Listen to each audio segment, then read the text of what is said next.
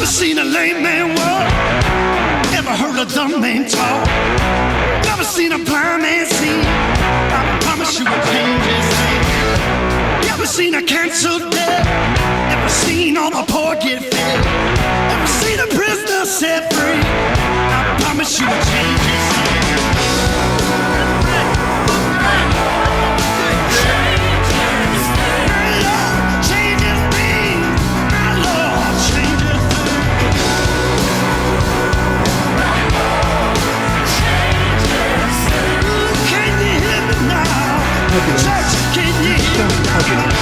Never seen a broken heart made whole.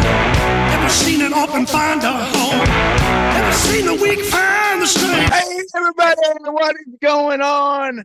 It's your boy, Bigger T. Bigger T. Coming at you in full effect. Because I'm a Rex and effects. I'm a wreck up. Anyway. Yeah. Coming at you for the Big C and Bigger T podcast. I'm joined by my co-host and best friend, Clint Shannon Clark. Travis Johnson, my man. Travis Johnson, my man. First off, happy to see you're still alive. I'm still alive, just barely. Still alive. He's being held. I mean, we don't know what's going on with Travis other than he ain't right. Again, I've known that since 6th grade. That's boy, right. Right. That's maybe right. Figure out, but right now that boy ain't right. Yeah, you're right. He right. Well, they go, what's wrong with you? I don't know, but he ain't right. You're right. You're right. Well, Clint, I had another stint in the hospital. This time I went up to the big hospital in Little Rock thinking, hey, man, I'll go up there and I have a better chance of getting some answers. Right. Better chance of, seeing some smarter docs and stuff like that and all that kind of good stuff. Maybe some better food while I'm there and stuff. Could be a plus. Well, see, what happened is when I was in the hospital down here in South Arkansas about a month ago, I had an infection in my elbow was part of the problem. Okay. Well, that infection came back and it came back with a vengeance. Okay. And my elbow was hurting. Well, I go up. One thing I forgot about is going to the ER in Fordyce. They get you right in, Clint. I don't know if you know that, but you don't, there's not a huge line at the ER in Fordyce. You know what I mean? Unless somebody just happened to get there before you, or there was a wreck on the 4-lane. Yeah, yes, I said you get like it'll be about 5 minutes. We'll get right to you. Notice I said the 4-lane because there's only one 4-lane in town. Okay, and it goes right through town. Home of the red bug, Fordyce. That's right. So, but up in Little Rock, we get there and we're in the waiting room and we start talking to some people, and this lady's like, "Yeah, I've been here since 1 o'clock, and we're there at like 5 in the afternoon." Like, oh, this ain't good. And so by that time, man, my arm is in pain, and finally they get me back, and it's about, I'm finally back in my little cubicle thing about midnight, and they start trying to take x-rays of my elbow. And nowadays they don't always take you down to the x-ray machine anymore. They bring it to your room, which is kind of cool. They got this little cart and little portable x-ray cart, x-ray robot thing, Yeah. Well, and the guy he goes, okay, we need you to lay your arm out. Well, the only problem was my arm could not lay out. Like it was just stuck in almost like in a position, like if you were, kind of in 90 degrees, kind of like if you were, like if you had a sling on it, like that kind of position. Right, you got stuck like that. That was the only comfortable position I had. Yeah. Okay. If I tried to straighten it out, if I tried to lift it up, anything else, it hurt. Okay.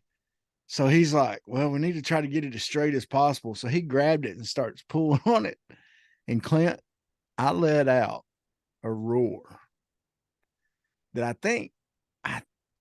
think I communicated with some of the lions at the Little Rock Zoo. Okay, you let out a roar, or did you more let out like No, it was a roar. Like I stayed I didn't go little schoolgirl. I went deep voice I Dave on this one. I probably went little schoolgirl, but that's No, me. I was this guy from my church had taken me up there. He was out in the hallway while they were doing this. And he's like, man, that must have hurt. Because I was like I was it was if there were any little kids, they were scared to death. I'm sorry if there were any around, but anyway, they so anyway, finally they I ended up seeing all these different orthopedic doctor and a infection doctor or whatever. And they finally got a good scan of it. Well, they did an ultrasound, and by the way, I'm not pregnant, so that's good. But then the orthopedic doctor, he's like, I'd heard him say something about draining it with a needle, possibly. Okay. But that's all they had said. That was as evasive as they had talked about being. And the doctor said, he said, he came in and he saw that the antibiotics were starting to where I could straighten it out, and I could move it a little bit and stuff. And he said, oh, good. He said, I won't have to cut you open then. I said, say, huh? I said, cut me open. I said, I didn't know that was on the table, doc. he said, oh yeah. He said, if I'd have came in today and you would have been like you was yesterday, he said, we'd be talking about cutting it open and cleaning it out, cleaning that infection out of there. And that didn't sound real fun. So I'm thankful as we celebrate Thanksgiving, I'm thankful that it didn't go that far. So anyway. Both, but can we call this the Holy Schnikes moment of the week? What we talked about before the show? Can we talk about it? Sure, man. Yeah. The Holy Schnikes moment of the week is a man that Travis Johnson introduced me to many, many years ago. Many moons ago. Mr. Lynn Johnson. Good man. One of the best men I've ever known. True story. True. 110%. He is coming out of retirement to wrestle a match with yours truly, not against yours truly, but it will be a tag match. So I'm super excited about it. The Mad Chef, he's an Arkansas wrestling legend. He is. We've all, like everyone I've talked to, like this is a big card that we're trying to pull off. And like we got a name coming in, got Quincy Ellie, who was in WWE NXT for a while. He's coming in. And I swear to you, we've had more people go, the Mad Chef's coming back? Mad Chef. They're excited. People are excited about seeing the Mad Chef. And it's a surreal moment for me too, one that I never thought I'd get. So I'm really excited. Yeah. The Mad Chef, Lynn does a great job, man. He was always fun to watch. I always enjoyed going to those shows, and I got to do PA at a few of them with y'all, and that was a lot of fun watching and being a part of some of that. I took a couple body slams at those. And you're not now. No. Ain't nobody lifted you now. No, not anymore. But back in the day, and had my life threatened by Moondog Spot. He is scary individual. Yeah, no, I remember the first time I met Moondog Spot, I was with Lynn, and he had, like, I guess from blading so many times, had a bit of scar tissue. Yeah, it's like it's one of the things you don't want to stare at it, but you got to. Yeah, gotta stare at it. Yeah, you gotta be like, yeah. Oh yeah, he was a scary dude, man. He was. If you don't know who Moondog Spot is, he's a guy from Northeast Arkansas that wrestled in WWF back in the day. He was a tag team champion at one time. Had his own theme music, and the Mundo.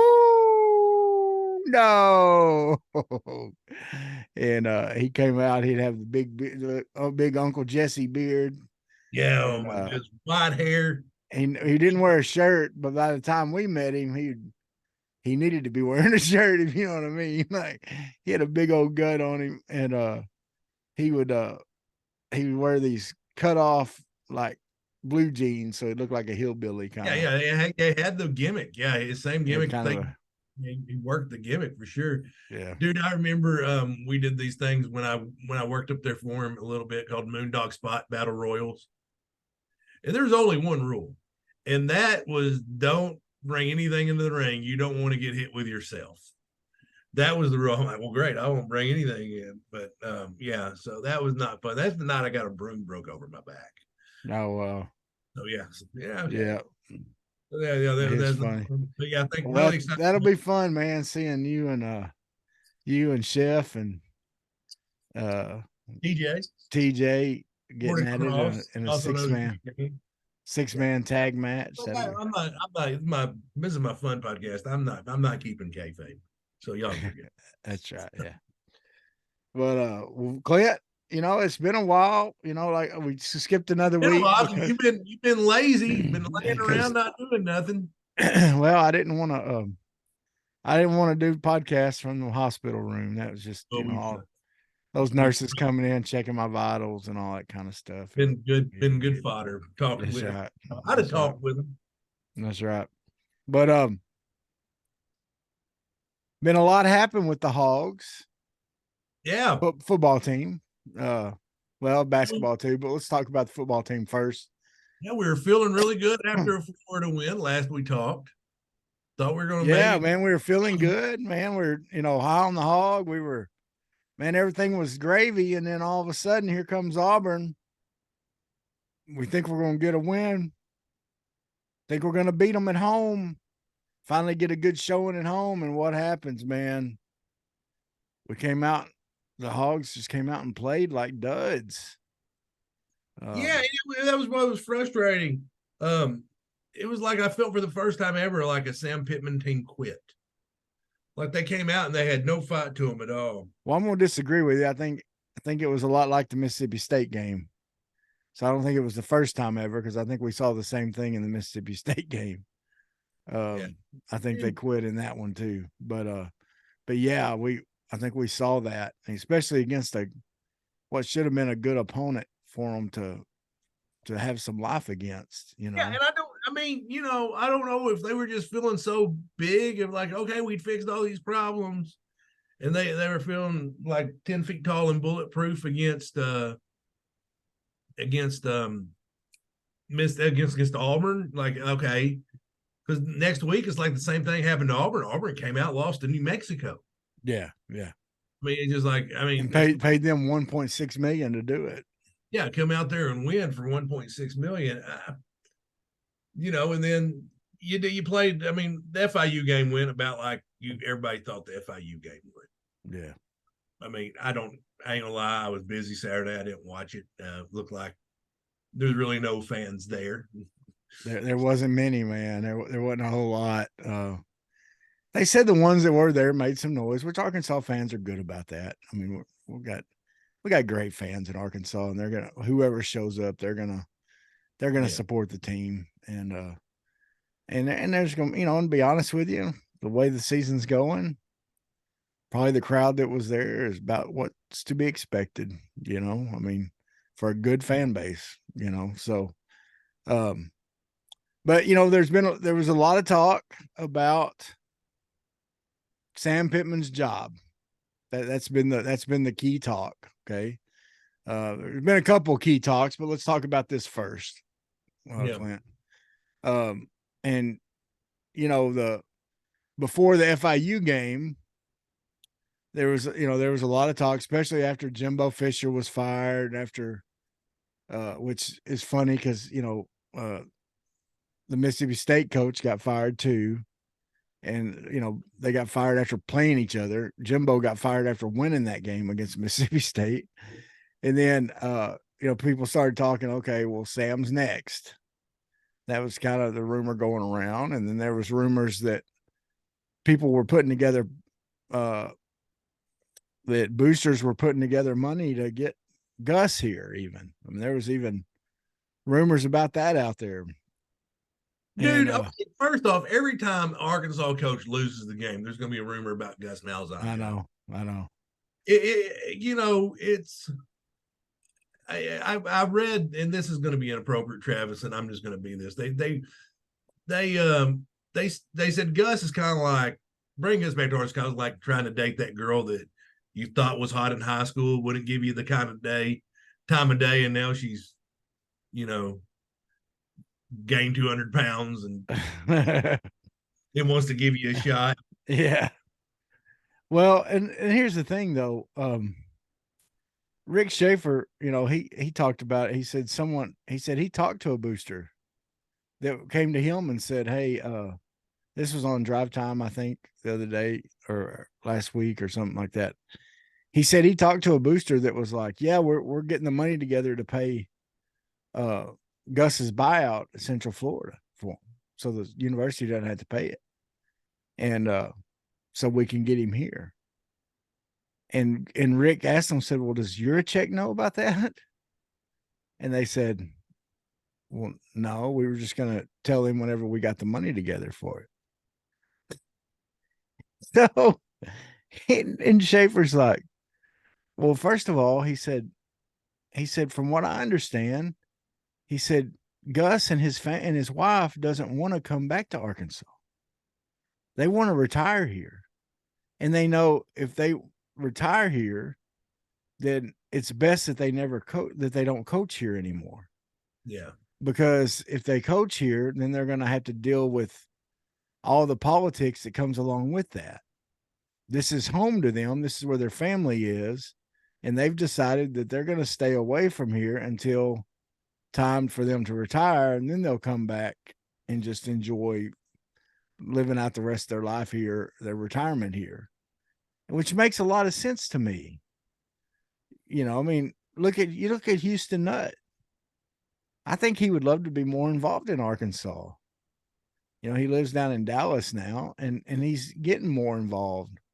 But, I don't think he can be as involved as he would like to be because the way some of the things ended, with him. Yeah. And him taking the golden handcuffs from Jeff Long, Anyway. You salty about them golden handcuffs. You're always bringing them up. No, it's more salty about Jeff Long than anything. But but anyway, Clint, so Pittman had been asked about, and he said, "Look," he said, I don't feel like my job's in jeopardy." And of course, people were like, "Well, he's just saying that." Well, finally, Yurachek comes out and says, "Pittman's going to be our coach next year." What do you think? You think that's a I think it was the right call. I do think it was the right call. What I'm thinking is, that you can't, to me, you really can't count that first year against him. Count it at all. Mm-hmm. Like, to me, you don't count that the COVID 2020 year because you played an all SEC schedule, and who did they add? They added Georgia, the two toughest teams. Well, Georgia and Florida. Georgia and Florida. Yeah. And this wasn't the Florida we just beat. This was Franks lost the starting quarterback job to a guy that was probably better than him. Yeah. I mean, that's what it was. I mean, this was a good Florida team they added. So you go 3-7, and then you have all the COVID stuff. Like, it was unfair that any coach got judged by the performance that year. Yeah. Anybody that got fired that season just didn't deserve it. Mm. That's just my 2 cents, because the adversity that everybody had to go through to get. So the next year was really his first year, and he goes, he's like Houston Nutt. He gets a home run out the gate, gets us to the Outback Bowl. Had a lot of super seniors on that team. Mm-hmm. And then who the super seniors were, it was Grant Morgan, one of the Henry brothers, that really took advantage of that. The squad he had last year, I don't know many coaches that could have done better with that crew without a healthy KJ Jefferson for the games he wasn't healthy. Yeah. I mean, it was what it was. You played a good bit of those games without a quarterback, because Forden is not. I mean, he's a decent quarterback to come off the bench and get you some mop up minutes, but he's not a guy you want to count on to win you an SEC game. Yeah. And neither is Malik Hornsby. I don't even think Malik's starting in Texas State. No. So I mean, it's just he's a wide receiver. So when KJ went down, it hurt him last year. So, but that being said, it was still disappointing. It was disappointing, but to me, I don't know if Nick Saban could have done better in that situation with the talent that he had out on the field. Then this year is just obviously it is a disappointing season. No two ways around it. Is a disappointing season. And I think it all went back to, but you can point at it and go, here's where it went wrong. And I think he's addressed that. Now, the only question is what's going to happen with the rest of the offensive staff. Obviously, Enos is gone. Guyton's gotten a taste of calling plays. I don't think it's realistic to expect him to be the offensive coordinator next year. I think the fans would pretty much revolt. In my opinion, that's it may revolt. They may revolt, but it wouldn't do them any good. And then will Kenny Guyton want to go if Sam goes in a different direction? Will Kenny want to come back and coach wide receivers, or would he prefer to go try to be an offensive coordinator at a smaller school? Yeah. I mean, there's all these questions. I think Jimmy Smith's safe. Yeah. Because just recruiting alone. Yeah. You Jimmy Smith. And obviously I think Morgan's safe.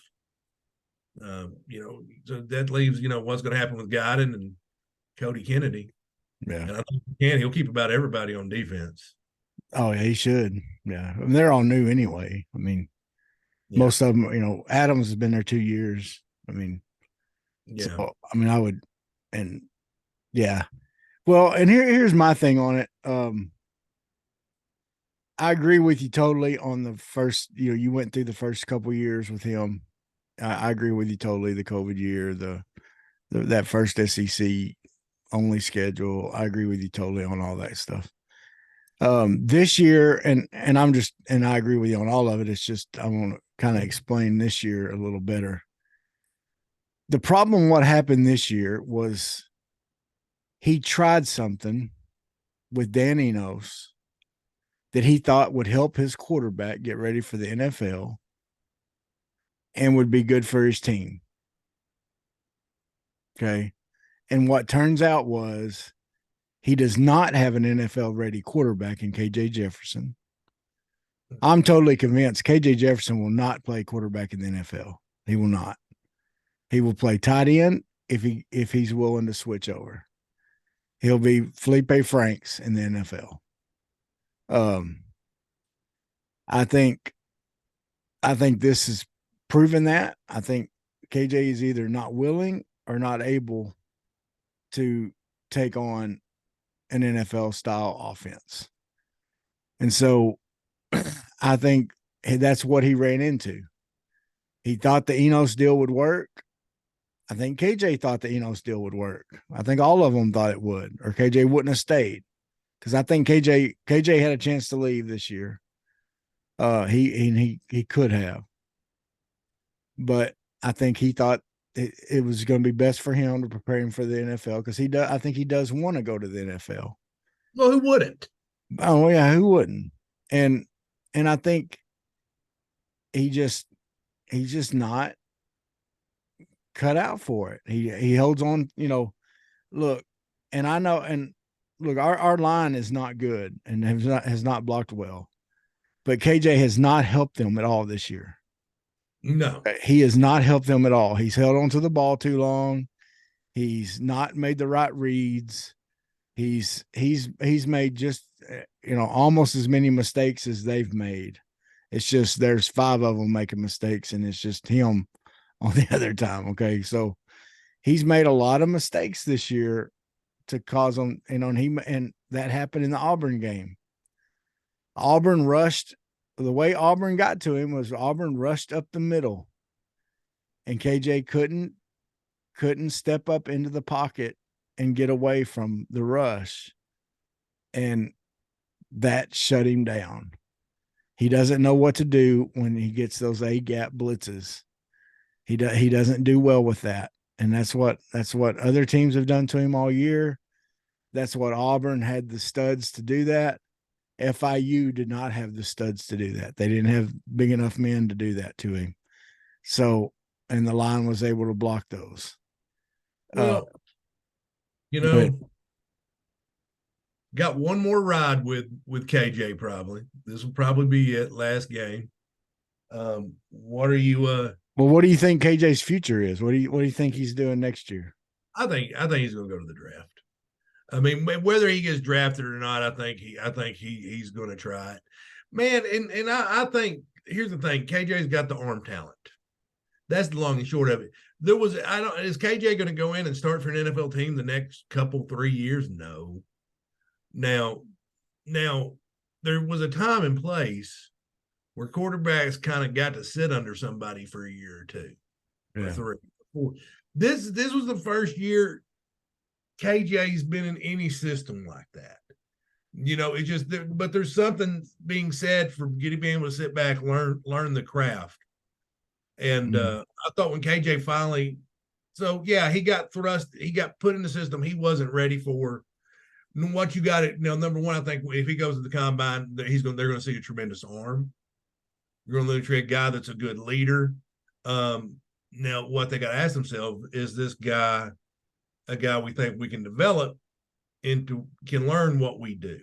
Obviously, it wasn't able to process fast enough to translate this year for Arkansas. But like you've said on this podcast before, he's done that Mercat offense his entire career. That's what he's done. So a couple years of being a practice QB for, the Minnesota Vikings. Yes, I have inside knowledge. No, I don't have it. Yeah. Well, I'm saying I think he could. It wouldn't shock me to do something like that. It's going to depend on how he tests. Now, he's got the body. He could play tight end if he wanted to, if he could be talked into it. But I think it just depends on, going to the combine, seeing how they feel, and seeing how they test. But I think my prediction is, I think you could be right. I think that very well could be what happens. I don't know if he gets invited to the combine, to be honest with you. With the stats he's got this year. Now, if you take his stats over the whole career, he for sure goes to the combine. Oh, he's going to go to the combine. But if you take his stats for this year, he's not worthy of the combine. Well, okay, but the scouts know he's played more than 1 year, Travis. Well, that's true, but they can probably tell you his high school stats. Yeah, that's true. They make me and you look not like nerds. Yeah, but I think I really think he ends up at another team. I think he does the Felipe Franks and he goes for the NIL money, and goes to prove himself at another school. I don't see that for a year. I think he came close to doing it last year, I think. And I think he does it this year. I think he gets a big offer from another school. And I think wherever that is, he goes and tries to put up better stats because he wants to end his college career off with better numbers. And he goes, whether that's TCU, goes back to Bryles and tries to make a run for a national championship with them. That'd be hilarious if he took over for Chad Morris's kid. That's right. Yeah. Where I think he should transfer to. Where's that? You're gonna think I'm crazy when I say this. USC. Well, you got USC. You got you got a few. Oregon's probably gonna be looking again. It is crazy. We're talking about like free agency when it comes to quarterbacks. Yeah, and it starts over every year. But you got like Oregon's gonna lose Bo Nix. Yeah, you got Lane Kiffin's already went after him last year. Yeah, but he could come after him again. But it's crazy because if you're like Alabama, it's it's just not coaches, it's quarterbacks now. Yeah. It's like if you're Alabama, somebody, we ain't got a proven starter. Who can we go get? and same thing with Notre Dame and stuff. It's just it's a weird time to be a football fan. Well, anyway, one more game left on the schedule. You got the Hogs or Mizzou? Man, I want to beat Missouri so bad, but I don't. The team that I've seen this year, I don't think they'll do it. I hate to say that, but man, I want to beat Mizzou so bad. Like,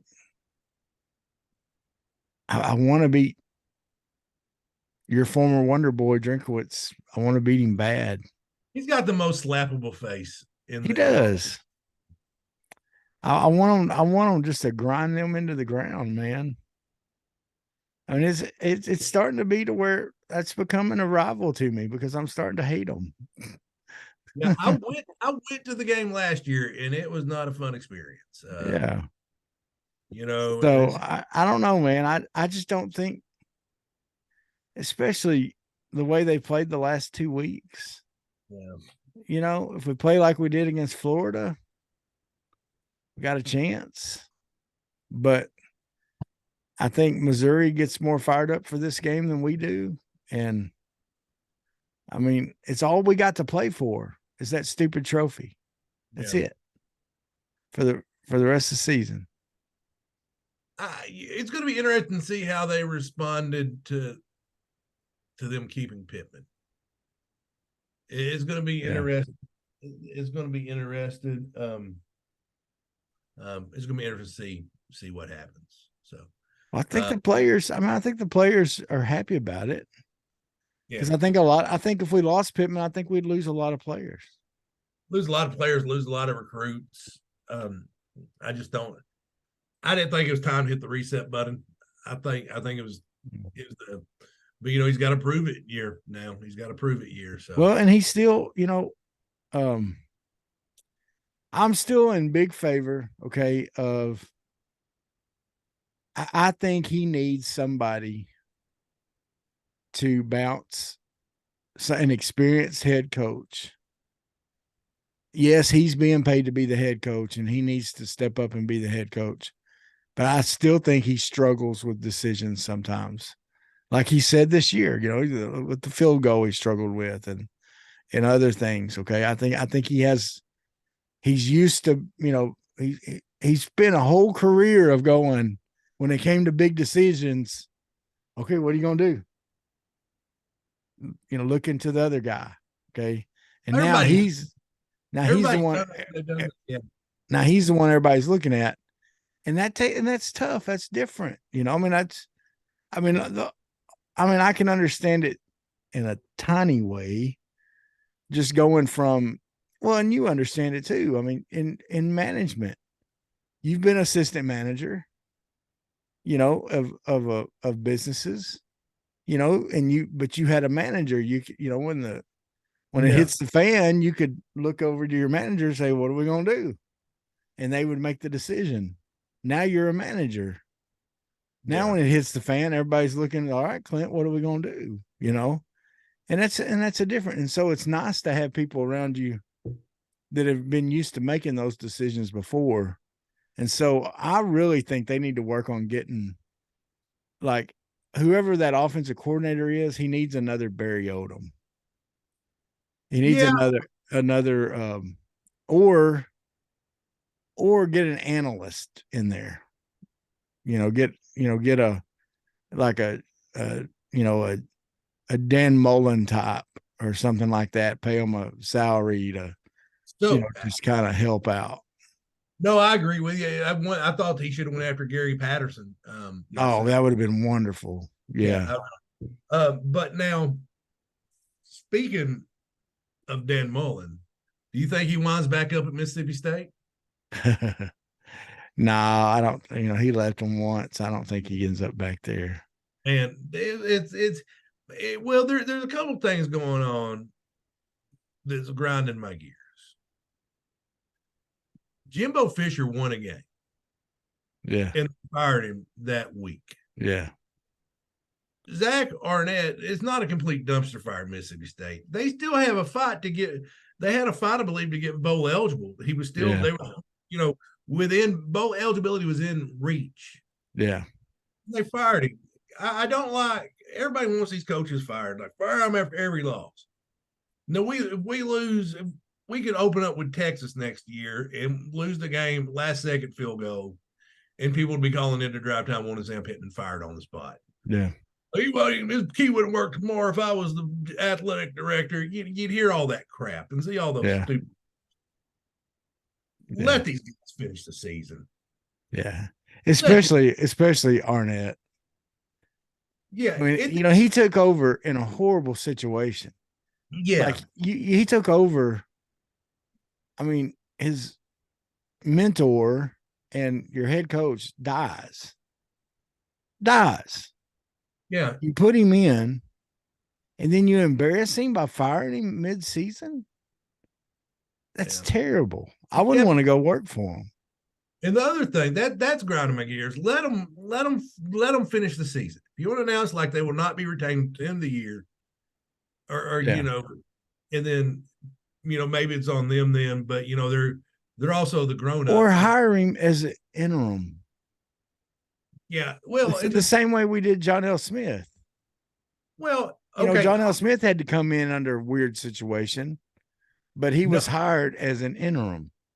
He was hired as, this is not going to be our future coach. Yeah. He's just going to get us by. Now, if he goes out, wants to go out and win or something, then maybe you keep him. But, but yeah, I agree with you. Because neither one of them, neither one of them was it after an embarrassing defeat. No. It wasn't like they just got blown out at home by Western Kentucky. Yeah. There's difference. And also, if you hit the transfer portal before the last game of the season's over, we're not even talking bowl game. If you're talking about the last game of the season is over, you've quit on your football team. Oh, yeah. Quit on your team. You are a quitter. Don't do it. Yeah.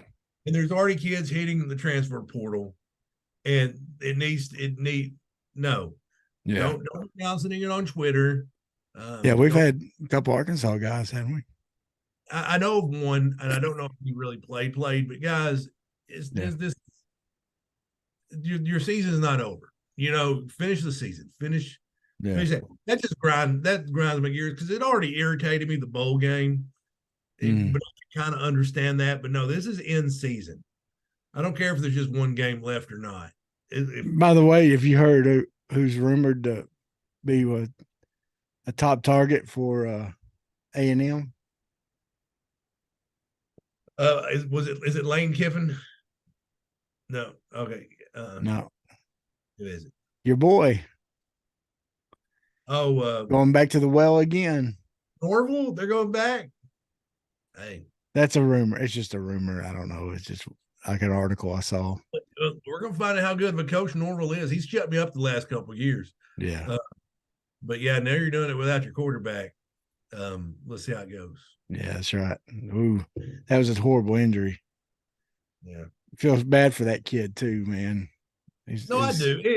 You never want to look back at like what could have been. I think this was his like 6th year too. This is like his COVID year, everything. Yeah. So I hate that for him. I really do. Yeah. But Travis, we got another sport going on. We do have another sport going on. And man, they took it on the chin. I was sitting there watching the UNC Greensboro game with Anna. I said, this is always kind of an interesting dynamic because what happens is if usually when a team gets behind a school that honestly they're better than, Arkansas is better than UNC Greensboro. We both know. Both them teams know that, but UNC Greensboro got them that day. Yeah. You get behind like that and you start coming back. If you ever get the lead, you don't relinquish it. Like if the game's over. But Arkansas never could quite get over. They'd get it to like in 2 possessions, and then they would drain a 3. Yeah. They could get right, and then they went on a little run, and just Arkansas couldn't recover from it. So yeah, that was a disappointing loss, one that you should win. But they had just, I think they had just went to Vanderbilt like a couple of days before and only lost by 4. Yeah. They, Greensboro had they have some older players yeah, that have been there a while that have played together. And that's a lot of what it was, Clint, was just a team that had played together longer. You know, a lot of how they beat us was they were just a better, they weren't more talented than us. They're just a better team at that time in that game. They were used to playing together more. But that's something that this Razorback team is I think gonna get corrected. They got the talent and they got the experience. You know, we're not talking about a bunch of 18-year-olds this year. This is, you know, our key players aren't 18. Our key players are some of them, you know, 22. yeah, You know, and so I think we're going to see them figure some of that out. You know, they're gonna figure out some of the reasons they fell short. And I think this tournament this week they're in is down in the Bahamas. Isn't that where it's at? no, yeah, they actually showed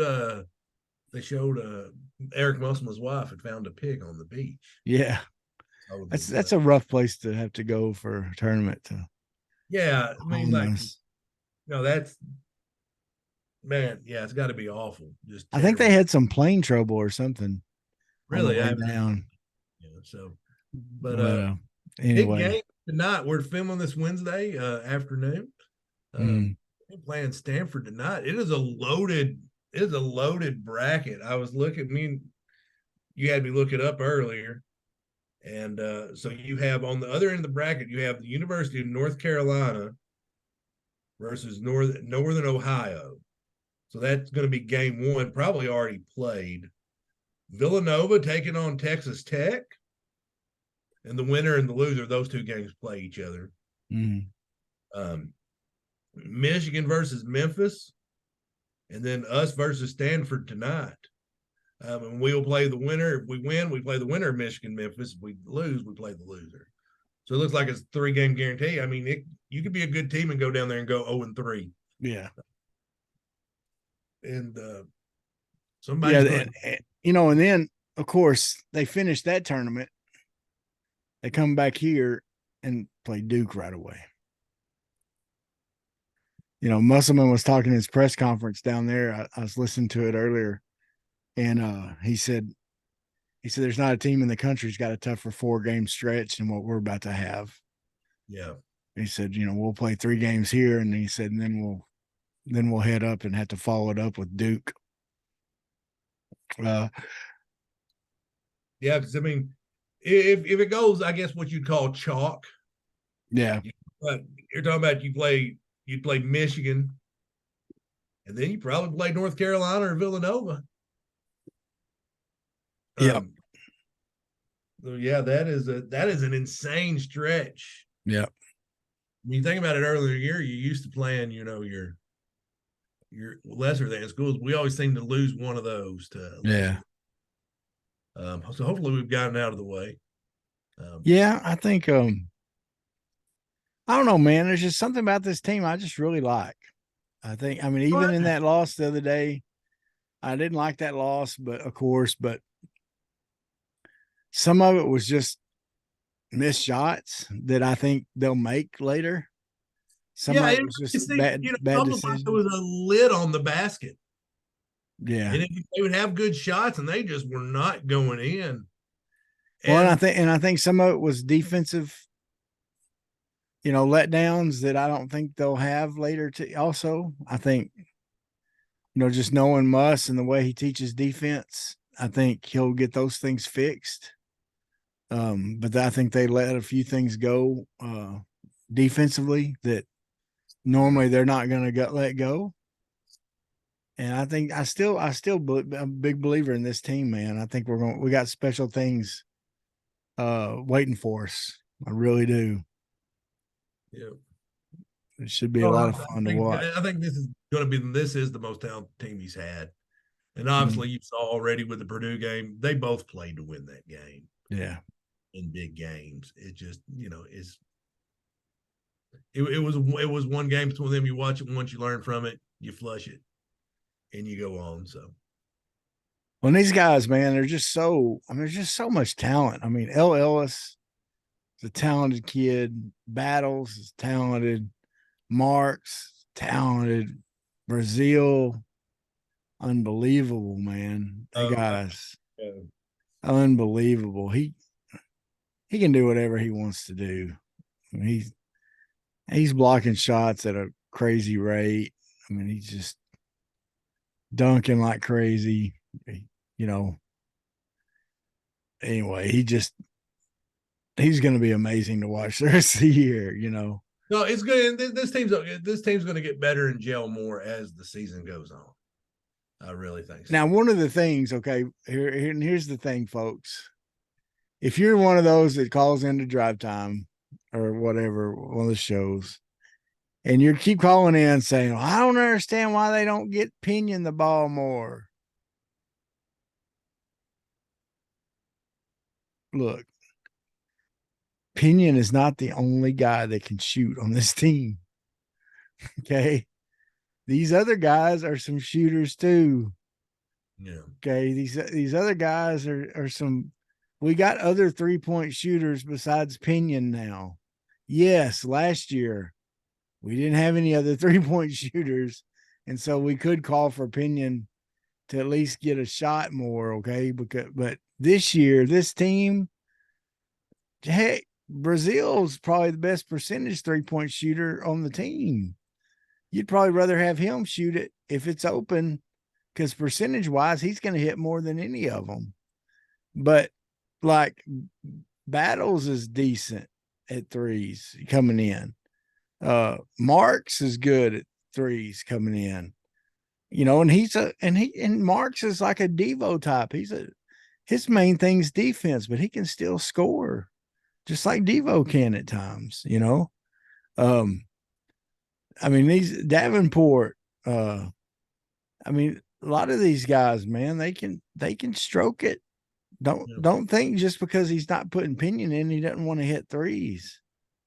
Yeah, you know, if he's not playing, it's probably because he's not doing as good as the other guys. Okay. But it's like everybody, it's kind of like the backup quarterback. Everybody, you know, everybody always calls for the guy off the bench that's supposed to be the shooter. You know, they always want him to, you know, come in. Well, you know, he's got to do other things besides shoot. And so, being that he's from Marlton, you know, the Arkansas fans are always want to see the best from him. We always want the best from Arkansas boys. Yeah. But trust me, Eric Musselman's putting who he thinks is going to win the game out there. Yeah. And I don't feel like you're missing anything by not having, like last year. I do feel like at times you miss something by not having a guy like Pittman out there, because we didn't have another shooter. You know, we didn't have anybody. This year, I don't think that. We got other guys that can hit 3-pointers. So look at some of the stats of these guys from the last schools they played at. Some ballers, man. Yeah, he definitely saw that he had a deficiency, and he addressed it. So, I mean, L. Ellis played on a bad Louisville team, but he carried them. Yeah, he was a stud on that team, and you know, so, and Battles the same way. You know, carried his team. I mean, they just, you know, all those guys, there's some talented players. So sure. I'm looking forward to it, man. I think they're going to end up doing pretty good. It'd be pretty good because, you know, football season was rough and we're sad. So we need you. We need you. That's right. Big T Money, man, so happy to have you back. Well, it's good to be back. You know, Clint, today is actually Mama Betty's birthday. Oh, Miss Betty. Miss Betty's birthday is today. So been celebrating her. I tried to call her at 5:00 this morning because I just happened to be wake up then, and she's usually awake by then, but she was down talking to some of her friends in her place where she stays or whatever already. So I didn't get a chance to talk to her then. So I had to sing happy birthday to her later. But I got some flowers and balloons on the way to her place. So Good. hopefully she'll that'll draw some attention to her and she'll be able to brag about it and say her son bought those for her, There you go. I'm sure she's all that kind of stuff. So happy birthday, Mama Betty. I know, unlike my mom, you listen to the podcast. that's right. Yeah. But yeah, man. Hey, so I got a question for you. Yeah. Uh what you been watching? Well, man, I've caught up on the toys that built America. I like all built the blank that built America. It could be the Yeah. stores they've been doing toys. It was interesting to see, that the invention of the Game Boy and how that came about, and Super Mario Brothers and the Legend of Zelda. I never, I love my parents both, but they always seem to get me the knockoff version of everything. Yeah. Like Atari was cool. I got a Coleco. No. It was cool. I got a Sega. Yeah. That's just the way they were. And I'm grateful. But everybody else had the Nintendo, so I never played Zelda. Really? Never played Zelda. No, I played Mario Brothers. I didn't beat it, but I played Super Mario Brothers. And I destroyed Mario Brothers. Yeah. I destroyed Zelda too. I beat Zelda. Yeah, but it was so weird about how innovative those were at the time. Yeah. Now they look okay, but back in the day they were innovative. And I'll tell you one that was innovative was, and I played it some, but I was an adult by the time it came out. It was that second Nintendo, the Nintendo 64 or whatever. 007. Oh, everybody was that. Man, we used to sit over the Wesley Foundation and play 007 on the big screen. But you think about how popular those first person shooter games are now. Yeah. That was the first one I remember. I mean, that especially that was that big that everybody played, and I was horrible at it. I'm terrible at those games. Oh yeah, I was terrible. Like I would even say, because Odd Job, they would shoot over you. Yeah. So everybody would make real no. Anyway, so Travis, I'm sorry we got off on a tangent there. What you been watching, my friend? Well, man, I'm a big I'm a big Survivor fan, and so we're in the season of Survivor right now, and The Amazing Race is going on also. So I'm watching the new seasons of that right now. So that's been my, I'm not in old seasons of it right now. I'm watching the new seasons. But as far as watching and streaming old stuff, I've been going back and watching a little American Pickers. Okay. That show I've always liked that, and so it's been a long time since I've watched it, and so I went back and watched a bunch of those episodes here lately. You watched the one where they were at Hutchcrafts? Oh yeah. I've seen that one a couple times. Oh, Hutchcraft, he didn't lower his prices none for him. Oh no, he was trying to get full. Met John Hutchcraft? Huh? Have you met John Hutchcraft? Yeah. I mean, him and Sandy Hutchcraft are the exact same guy. Yeah. Oh yeah. I mean, the exact same guy. Yeah. I know y'all don't know them. Coach Hutchcraft's longtime legendary basketball coach at Guy Perkins. Yeah, at Guy Perkins, he which is known as a basketball school. It was he coached, what was it, 7th grade and up, boys and girls, most of the time, most of his career. So he would coach every, of course they just do junior high, not 8th and 9th grade. It was 8th and 9th grade were together, but 7th grade, junior high, senior high, boys and girls, he would coach them all. And then in boys games, like he would snowbird. I used to love going to games and watching because he would he'd leave one guy down on the offensive end and just send 4 back on defense and say, all right, y'all either send someone down to guard this guy or he's going to get a dunk. They won a state championship doing that. So. Yeah, he would do that, and he would. Man, he did some. I remember they played the School for the Deaf, and they'd always beat them really bad. And so in the second half, they would only shoot threes. Yeah. We'd only do defensive rebounds. And they always set a record for the most threes in a like state record for most threes in a game. Yeah, that was crazy. Andy Husband, we knew from church. He did Turney House back when we did it and stuff. Yeah, he was a car salesman. Good car guy. salesman, like the same guy. Yeah, good guy. Same Always guy. making money doing something. Yeah. Hutchcraft had an auction. Yeah, there's an auction deal on Highway 65 there too. Lee Market who buy anything and then resell it for a higher price. Anyway, but yeah. Big T Money made it to another one, baby. Hey, and by the way, folks, if you're into jiu-jitsu, you need to watch. Clint has a podcast, Pajama Wrestling 101. Pajama Wrestling 101. You need to watch it. And then also, if you're into movies, me and a guy named Joey Powell have a podcast. We've done about 3 episodes where we talk about it's called Movie Potluck Podcast. It's we talk about movies that maybe not be the big box office hits, but that are really good movies to watch and enjoyable. And so check it out too. It's on YouTube, and also ours is the Movie Potluck's also on like Apple Podcasts, all those different places too. So check those out if you're into those. If you want to listen to me and Clint some more, who doesn't, right? Well, folks, y'all have a great Thanksgiving. Enjoy time with family. Clint, I hope you're getting with Tom and Sue. Y'all gonna have dinner together tomorrow? We're gonna overeat a little bit. We're gonna get together. Good. It's always a great holiday to stuff yourself a little bit. Maybe watch a little. Hey, and that's the thing. The Cowboys and the Detroit Lions will be on TV. The Egg Bowl's tomorrow night, and they're both good this year. So yeah, dude, it is crazy. We've been talking about who actually won that Stafford trade. Oh it's yeah, the Rams won a Super Bowl, but remember how bad the Lions were?